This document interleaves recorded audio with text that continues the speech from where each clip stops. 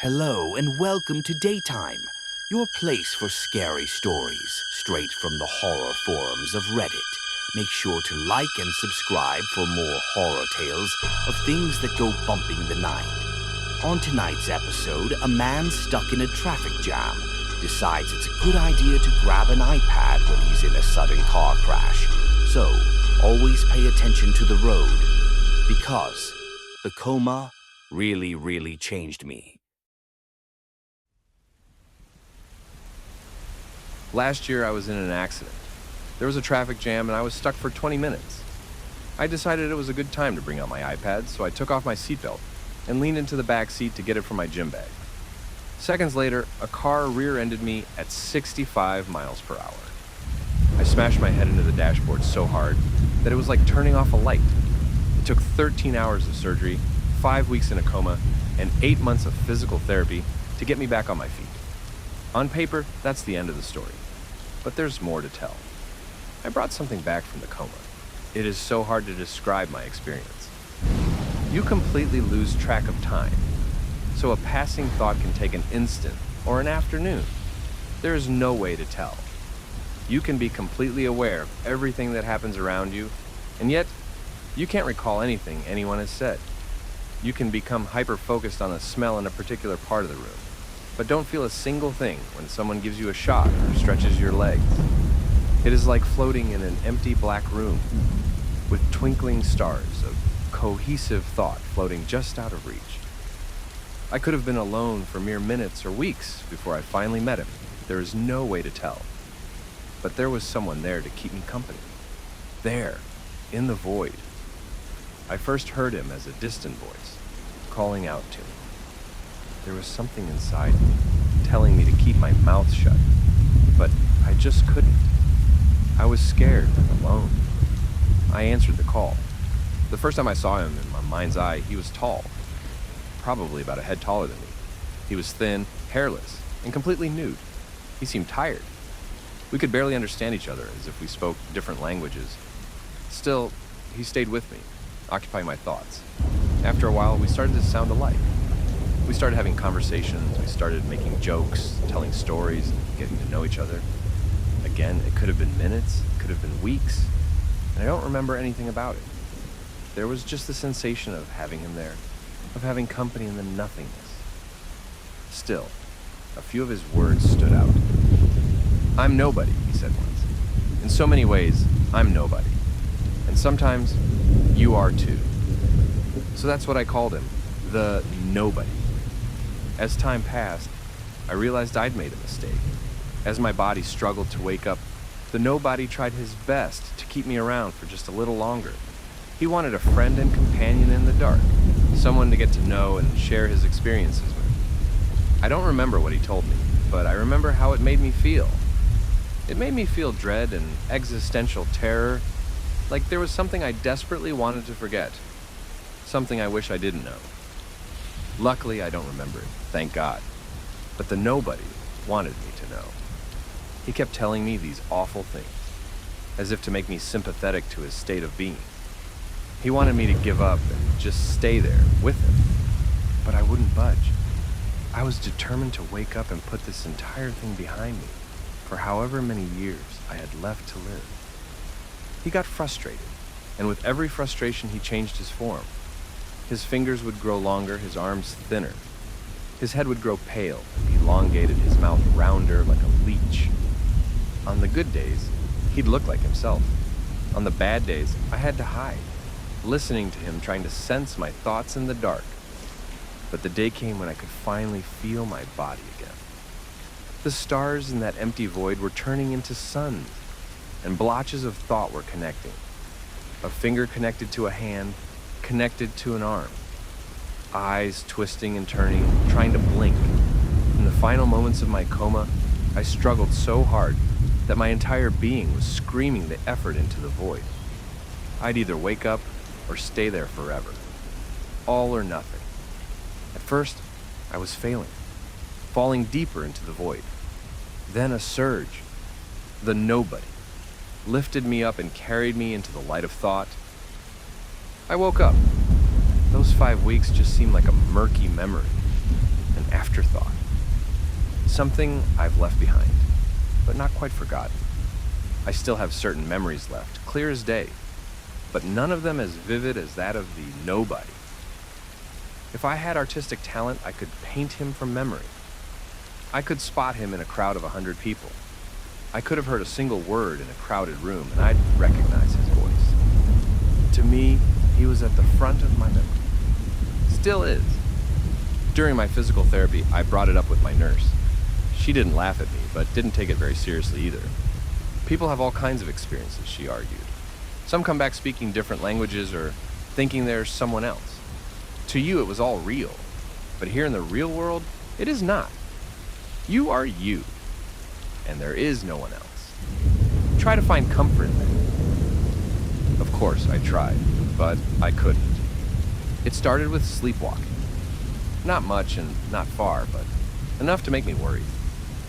I live alone, and waking up standing in the middle of a cold shower is not something I'd ever recommend.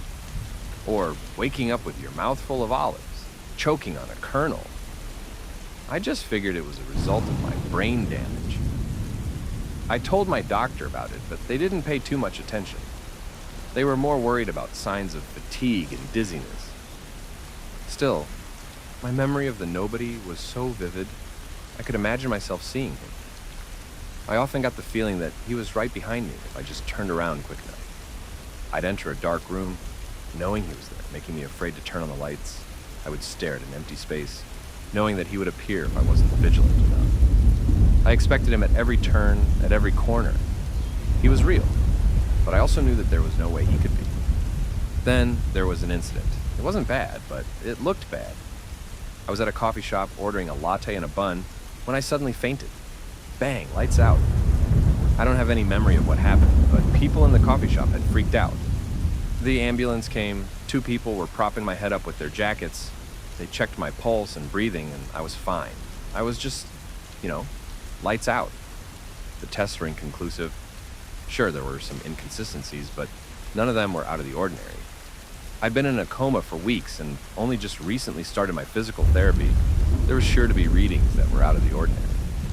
So I got back home with a fairly decent bill of health. There was only one thing that bothered me. They'd gotten my height wrong. I'm a solid 5'9", but according to the tests, I was at least 6'1".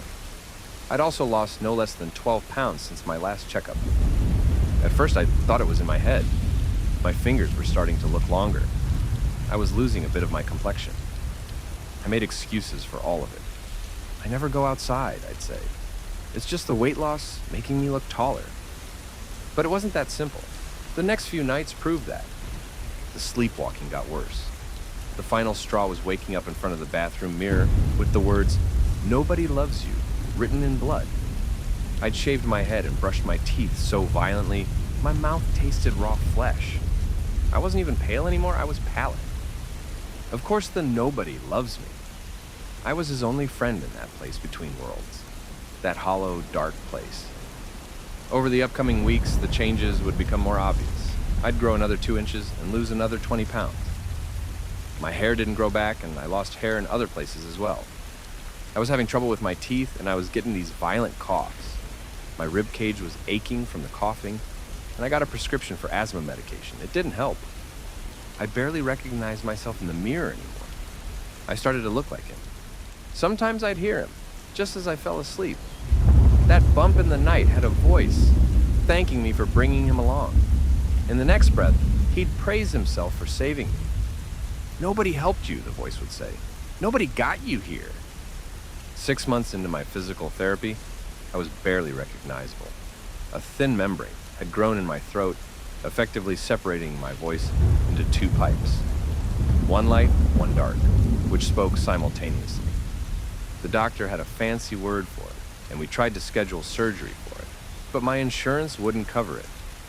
It was the kind of condition one does not simply get, but something you just have. Hence, I couldn't have gotten it as a result of the accident. It had to be pre-existing, even though it wasn't. They said the same about my fingers. Fingers don't just grow. I could literally show the growth measure from day to day, but it didn't matter. My canines also grew longer. They'd poke a hole in my bottom lip at night. Not that I'd sleep much anyway. I was always tired. I'd dread going to sleep, so I started relying on sleeping pills. At best, I'd have a dreamless night that lasted 4 hours or less. At worst, I'd be twisting and turning in a cold sweat for 14 hours straight. Night and day float together when you live that kind of life. And sometimes, he'd come visit me, the nobody. I'd feel his presence lying there next to me, sometimes thanking me, sometimes praising himself. Except now, we had the same voice, the same double-piped voice, making us sound like two people speaking at once in a gruesome vibrato. Twin. One night, as I brushed my teeth, I saw him in the mirror. I could feel my face twisting and turning at his whim. We were having a conversation, wide awake, through my body. He smiling at me through a face I barely recognized as my own. "I'll stop," he made me say. "I want you to be comfortable." "Leave me alone," I'd say in a different tone. "Just leave me." "No," I laughed. "We're out. We're free. Just listen to me, and it will all be fine." It was the second time I should have ignored him. The second time he called out to me. But I was too tired. I listened. At first, his demands seemed reasonable. He had different dietary restrictions, different things he liked. As long as I kept him happy, he allowed me to sleep, and my changes didn't progress. My canines even shrunk a bit. It was small things like drinking milk instead of water, eating ham instead of cheese, going to bed at the break of dawn instead of sunset. Little things, but they added up fast. Soon, he didn't even have to ask me to do it. I'd just do it. Then, it got worse. He'd want me to take long midnight walks, to stay inside during the day, to turn off the lights and put bed covers over the windows, to eat a raw chicken breast, to eat charcoal, to eat cockroaches, flies and worms, to sleep in an ice-filled tub, curled up in a ball. Step by step, I did it all. I barely even noticed the changes. I was growing isolated from friends and family who barely recognized me. I'd grown a third windpipe, and there'd be bones poking out from the side of my ribcage. My yawns would reveal a mouth twice the size of what I used to have. I tried going back to the doctor, but I heard the nobody scream in the back of my head. I'd just gotten off the bus when I stopped. "I'll bite your tongue off. I'll chew it. Swallow it. You'll taste your own stomach acid if you don't turn back home." I listened. I tried not to, but I did. I'm writing this because I don't know where this will end. My physical therapy came to an abrupt end. I can't go back to work. I can't go to my family. He doesn't allow it. Instead, he's giving me strange instructions. Addresses I've never been to. Names of people I've never met. He's having me read articles about distant places, about events that happened to other people. Not even big news or anything, just very specific things. An apartment fire in Minnesota, for example. Who cares? And that's the weirdest thing. I care. I really honestly care. I'm excited to do these things, to adapt. I feel stronger and more connected to myself with every submission. I like the taste of the things I eat. I sleep better in the places he makes me stay. And yet, I know that isn't me. Not the real me. This, right here. This is the real me. These words might be the last part of what it means to actually be me. I don't want to lose myself completely, but I know better than to torture myself against an inevitable conclusion. The nobody whispered truths about what we are and what we mean for weeks. He told me the way things really are and what it means to be human. And honestly, I'm not a fan.